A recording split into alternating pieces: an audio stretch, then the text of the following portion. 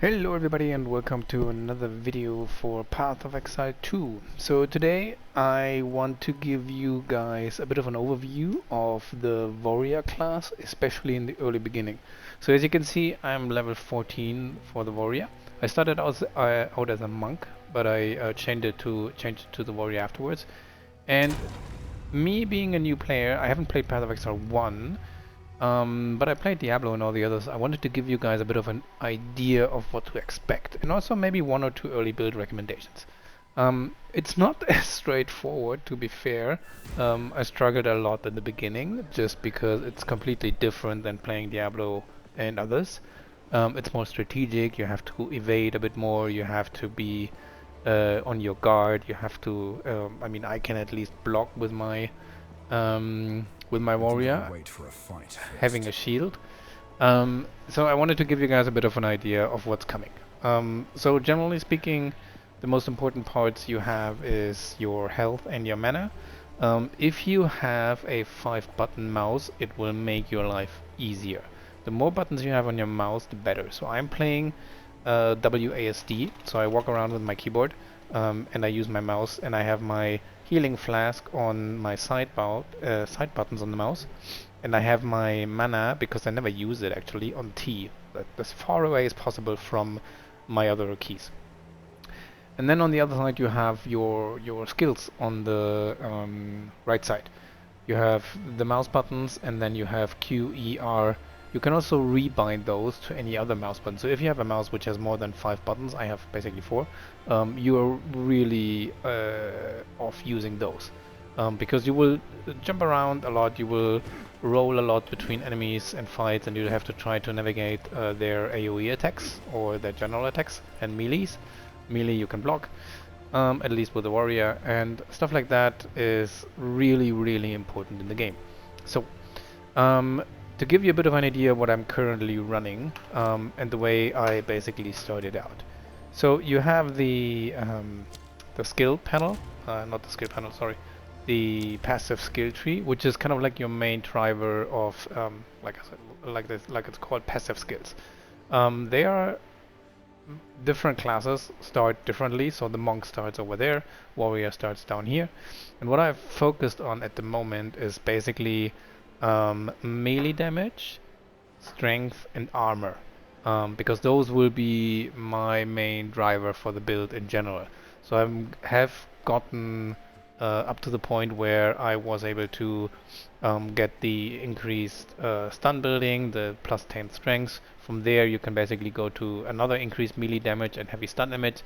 So what I'm doing is I'm trying to get my the stun meter on the enemies up, smack them in between, do at the same time AoE damage, and then also having some kind of explosions that basically affect multiple enemies at once. So that's kind of like the starting point up until level 14. Sorry, I'm a bit sneezy, but I wanted to get this video out anyway. So looking at skill tree, I've mostly ignored most of the +5 enemy attribute elements, because I took one for dexterity because of some boots I needed, I kind of like wanted to use. But at the same time, everything else goes into the real progression system without using too much of the attribute system. So far, this might change later, but at the moment it is as it is. When it comes to the equipment, those guys, those little faces, are your best friends. Never hoard them, especially in the beginning. Use them directly when you get them. So if you have, for example, items that are having 2 slots, you can see at the bottom there's plus 19 armor and plus 5 strength. Those are modification slots and randomized. So if you have items that have less than 2, for example, when it comes to a helmet, use one of the orb of augmentation. And those orbs are, like I said, they are your best friend in the beginning. Don't wait for them, because in the beginning you don't get that many weapons and equipments that automatically build you up, but those augmentations and orbs can carry you a long way. So for me, I was until level 10, I think I was running around with my initial wooden club, because I couldn't find anything that is better than that. So you have this regal orb, which gives you upgrade magic and an item to a rare item. Use it, because it doesn't matter. You get another anyway, and you don't know when you find the next item or the next weapon. So you can use that. Like that, you have another rare item, and you can also add a modifier to it, and gives you a fourth, for example. This already will make your life so much easier when you roll. With a bit of luck, you roll the right things anyway. But even if you don't roll the perfect things, you will have it so much easier, especially early in the beginning of the game. So in terms of warrior, what I found most relevant, we can go just quickly to a waypoint, so I can show you what I mean. I find it most effective, especially in the beginning. Let's use the cemetery of Eternals, to be able to stun enemies and then at the same time apply a AoE damage system to them as well and make them explode. So for example, if I rush with a shield into that, at the moment they're kind of like going away. But if you just smack them, you have those little glowy things, and then there's a special skill that makes them explode, and they will trigger all the other enemies as well. So how you do that is you basically, at the beginning, you focus on various things. First, you have the mace strike or whatever other weapon you use. You can use the rolling slam, especially in the beginning, and you can use the bone shatter quite early.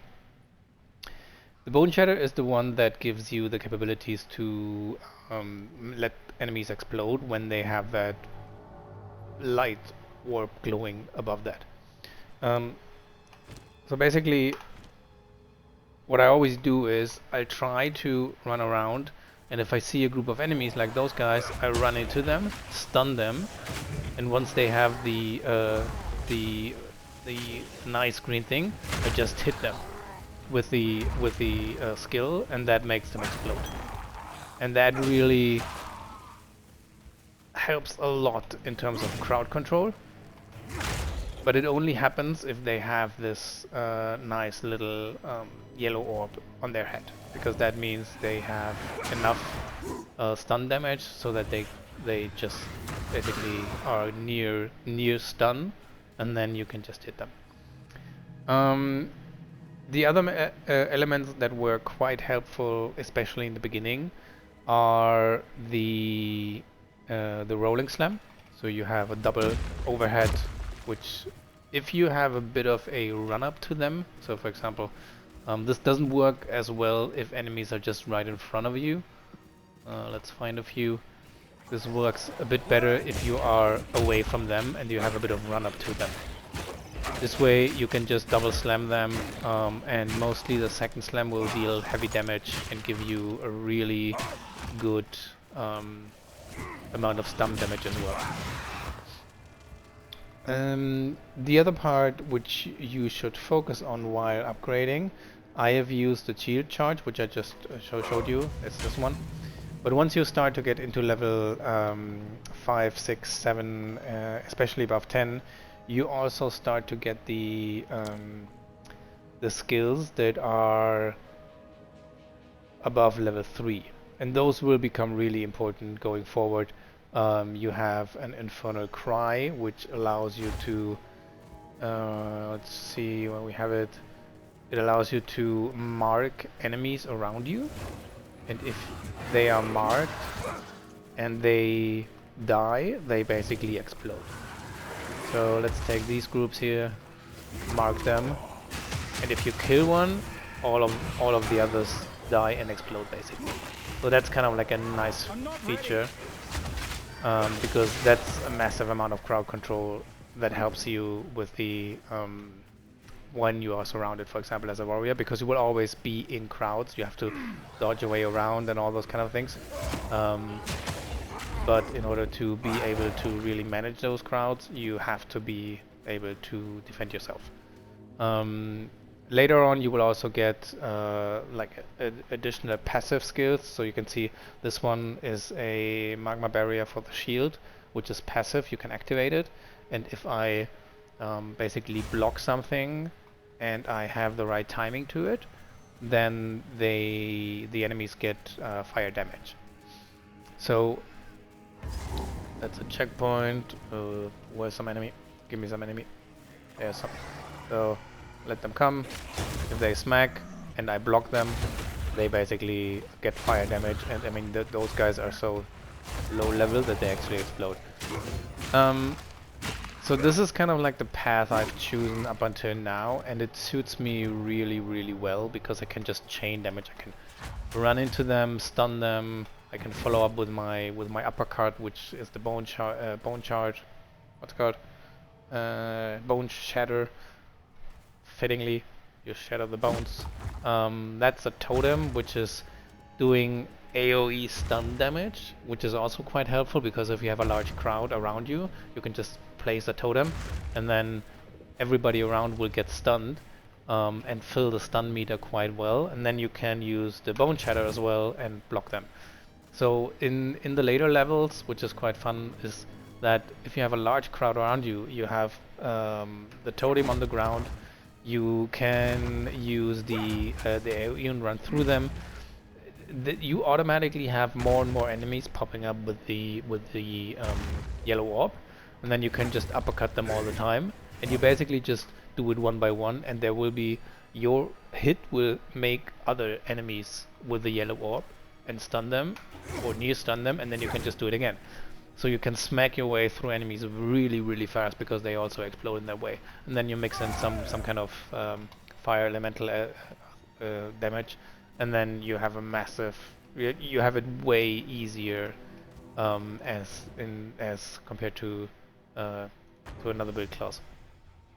So summarizing all that weird spontaneous talk, because I wanted to get that out just to give you guys a bit of a help and a heads up. Use the passive skill tree and focus on the build outs of increased melee damage up until here, and focus on the armor elements. So I've basically gone up here and then I switched over to the melee damage because I wanted to get armor as well, because it tank a lot in the beginning, and then switch over via the armor to the other stun thresholds, because those are increased block and stun elements, which will go a long way helping you to deal with all the enemies running towards you. And the good thing is I hate running away like all the time from enemies because they are rushing to me. Like, I don't like playing mages and rangers and stuff like that. That's why I choose the warrior, and this is helping immensely.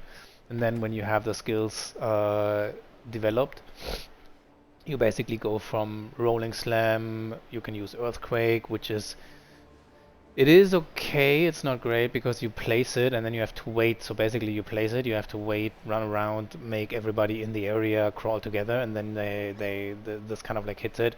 It's okay in the beginning, but it's just a bit annoying to bring it off. The best part I can advise is going via rolling slam, bone shatter, shield charge, and then also later about level 10 or so you will get them, probably level 10, level 11. I think I'm level 14 right now, using shockwave totem and infinite cry, and that is just smoking enemies left and right. And like I said, use the orbs because the orbs will make your life easier a lot. Even if you think, I mean, you can stack 30, even if you think you want to keep them, just use it because it doesn't make sense to really sit on anything for too long. But yeah, that's my little and tiny guide of a first time player playing Path of Exile 2. What I've learned so far, and hope it will help you in the future. So I'll catch you guys later in the next video.